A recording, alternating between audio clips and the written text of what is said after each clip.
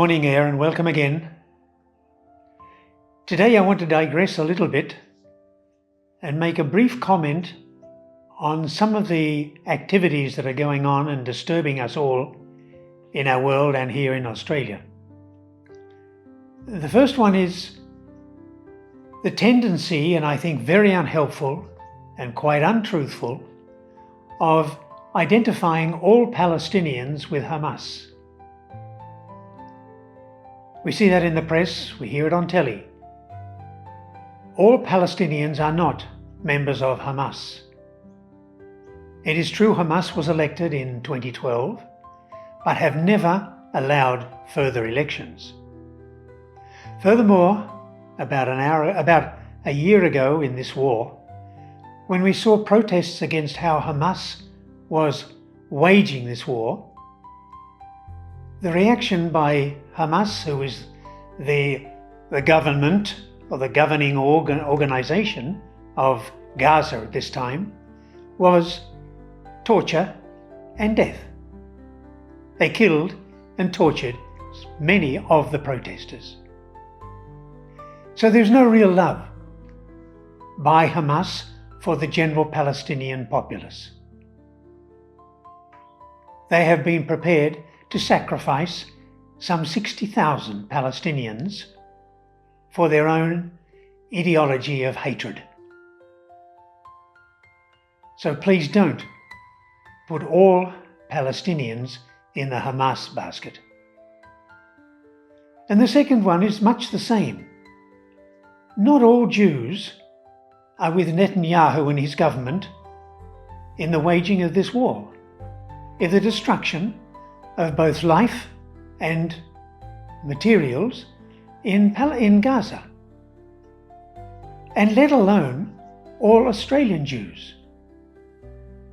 And there is a tendency again with anti-Semitism to bulk and put in together all Jews with Netanyahu and his government. It is not true and it is not helpful.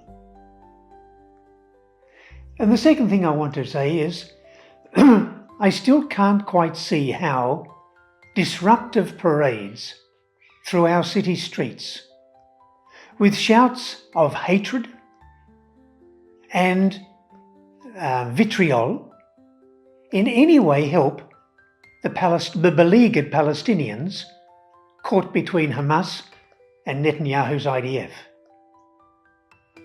Nor do I see how these parades and these shouts of hatred and vitriol in any way help the frightened Australian Jews.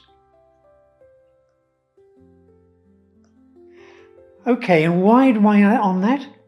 Well, partly because of my discomfort for the situation that exists, but also in the light of the Gospel text for the Feast of Our Lady of the Rosary.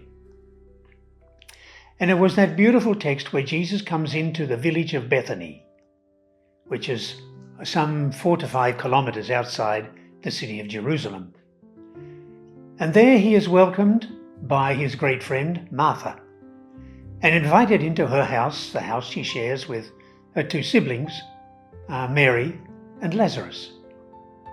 And almost immediately, or very quickly, Jesus finds himself caught up in a domestic.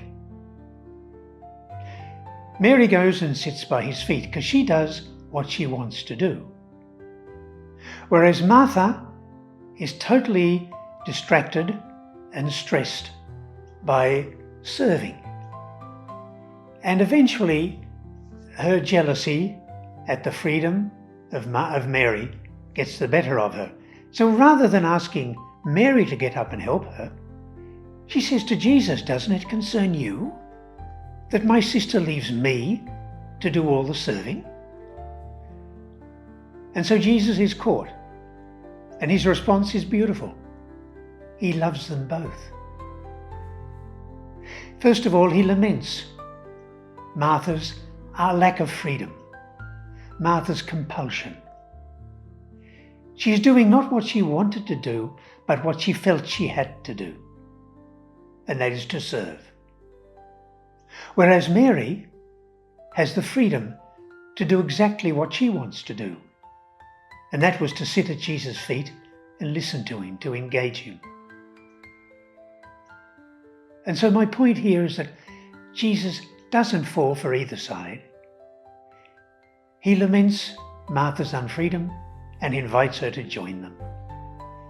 And he recognizes Mary's freedom, for she has chosen the better part.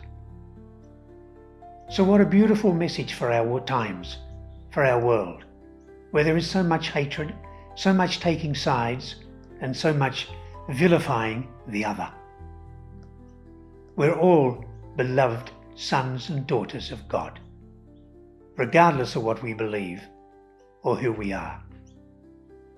And so let's treat one another as beloved brothers and sisters of the one God who loves us all. Have a great week and see you next time. Bye-bye.